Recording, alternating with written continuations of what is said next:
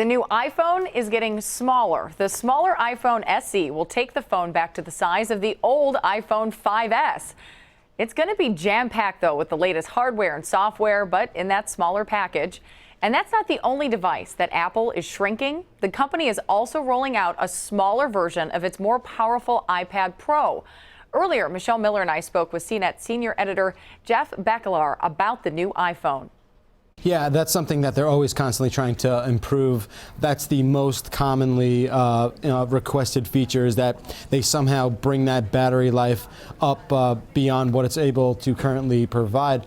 I think it's, sort of right on par with what we were expecting. The functionality and the hardware that goes into these devices, the turnaround is so quick.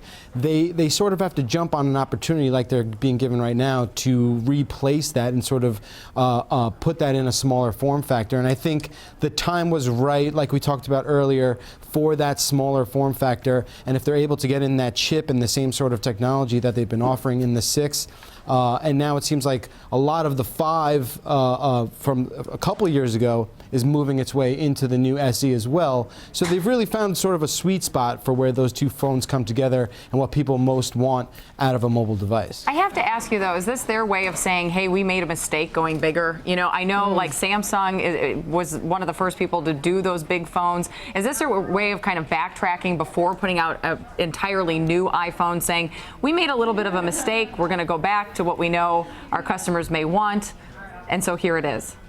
I don't think that's what they're trying to say or what it should seem like. I think they are able to sort of understand the market in ways that we probably can't ourselves.